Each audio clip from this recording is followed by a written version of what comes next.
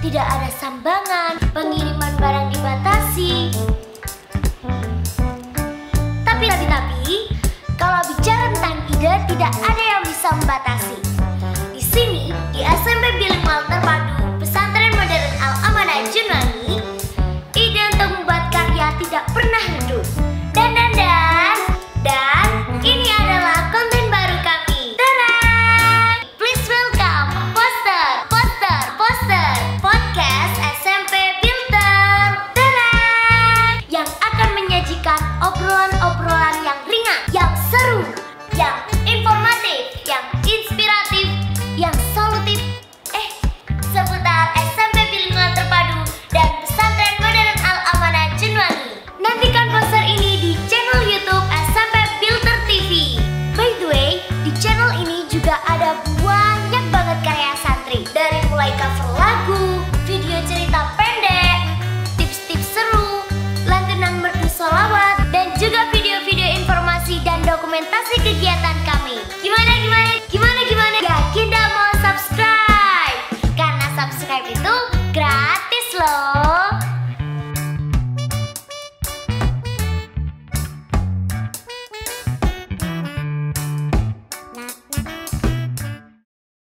Assalamualaikum warahmatullahi wabarakatuh. Selamat datang di poster podcast SMP Filter. Hari ini karena momentumnya kita akan mengenang peristiwa G30 SPKI.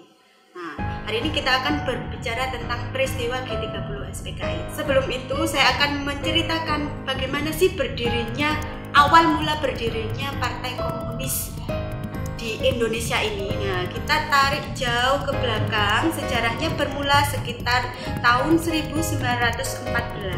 Waktu itu di Indonesia masih terjadi penjajahan oleh Belanda, terjadi kultur stelsel, di mana banyak perbudakan, banyak perburuan. Mulai dari itu, kemudian seorang Belanda mencoba mengenalkan paham komunis ke wilayah Hindia Belanda. Siapa? Yaitu Hans Nevlin.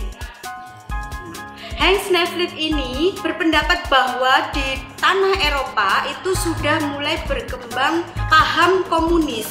Sementara di Hindia Belanda waktu itu belum mengerti apa itu paham komunis. Nah, paham komunis ini awalnya adalah pemikiran seorang Karl Marx, di mana di anggapan Karl Marx suatu negara itu haruslah tidak ada diskriminasi sosial, semuanya harus sama rata, sama rasa. Nah, itu menurut Karl Marx. Kemudian paham itu dibawa oleh Hans Nevlin ke tanah Hindia Belanda di tahun 1914. Karena di tahun itu wilayah Hindia Belanda mulai berkembang organisasi-organisasi modern. Banyak contohnya ya seperti Budi Utomo, SI, Indis Partit, dan lain sebagainya. Nah, paham komunis ini mulai masuk di organisasi SI atau Sarekat Islam. Karena sudah berkembang pesat, SI yang awal mulanya adalah bergerak melawan penjajahan di bidang perdagangan, mulai merambah ke politik, sosial, mulai disusupilah paham komunis ini oleh Hans Nevlin. Tokoh SI sendiri yaitu adalah Semaun. Semaun ini banyak melakukan dialog-dialog dengan Hans Nevlin. Nah, karena masih muda, masih berapi-api ingin merebut kemerdekaan Indonesia dengan paham yang ditawarkan oleh Hans Nevlin, yaitu menghendaki penghapusan perbudakan dan penghapusan perburuan di tanah Hindia Belanda. Usulan tersebut disambut baik oleh Semaun. Kemudian terjadilah perpecahan di dalam tubuh SI. Ada si merah, ada si putih. SI merah atau SI putih.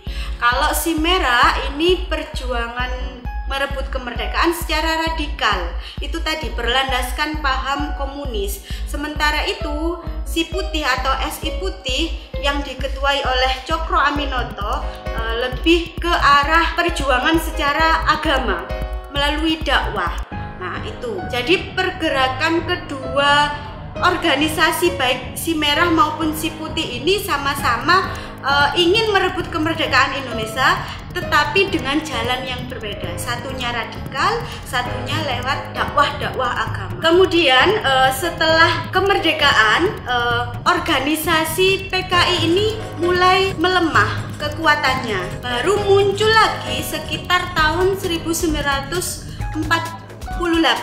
Waktu itu tokohnya adalah Musso dan Amir Syarifuddin, di mana di tahun itu mereka berdua memproklamirkan dirinya sebagai presiden dan wakil presiden dari Republik Indonesia Komunis. Nah, karena rencana itu maka dianggap sebagai bentuk perlawanan terhadap pemerintahan yang sah. Padahal di tahun 1945 kita sudah memilih presiden, yaitu Soekarno dan Hatta. Nah, karena dianggap melakukan perlawanan dan menentang pemerintahan yang sah, maka Musso ditangkap dan dijatuhi hukuman, diadili di Ponorogo.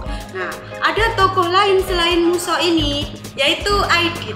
Nah, Aidit ini berhasil melarikan diri ke Tiongkok. Selama di Tiongkok, Aidit mempelajari bagaimana sistem-sistem komunis.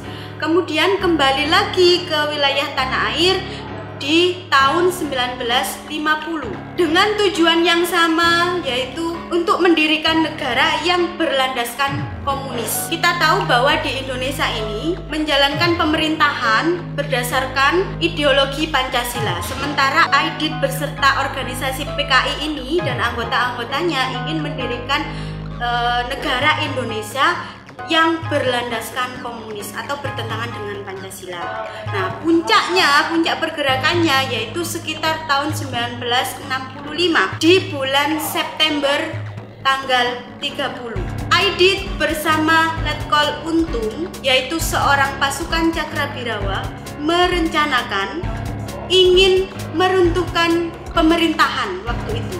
Karena waktu itu Presiden Soekarno dalam keadaan sakit-sakitan. Jadi menimbulkan banyak pertanyaan.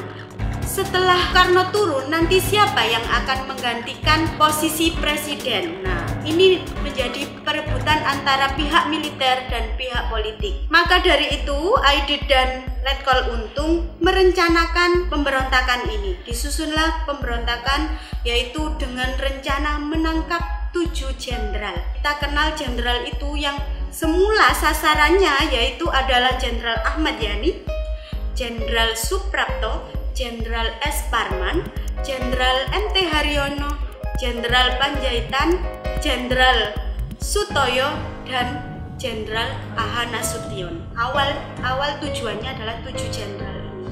Tetapi kemudian pada proses penjemputan para jenderal ini terdapat 1 jenderal yang berhasil meloloskan dirinya, yaitu A.H. Nasution. Di balik lolosnya Jenderal A.H. Nasution terdapat peristiwa yang begitu memilukan. Ketika itu ada seorang anaknya bernama Ade Irma Suryani yang terkena luka tembak dan akhirnya meninggal. Nah, di rumah Nasution itulah juga terdapat korban lain, yaitu yang awal mulanya tidak menjadi target operasi, kemudian karena berada di lokasi maka menjadi sasaran tembak pasukan Cakrabirawa, yaitu Letu Pierre Tendean. Bismillahirrahmanirrahim. Hari ini hari angkatan bersenjata kita. Hari yang selalu gemilang, tapi yang kali ini hari yang dihinakan oleh fitnahan, dihinakan oleh khianatan, dihinakan oleh penganiayaan. Tetapi hari angkatan bersenjata kita setiap prajurit tetap rayakan dalam hati sanubari kita dengan tekad kita, dengan nama Allah yang Maha Kuasa bahwa kita akan tetap menegakkan kejujuran, kebenaran, keadilan.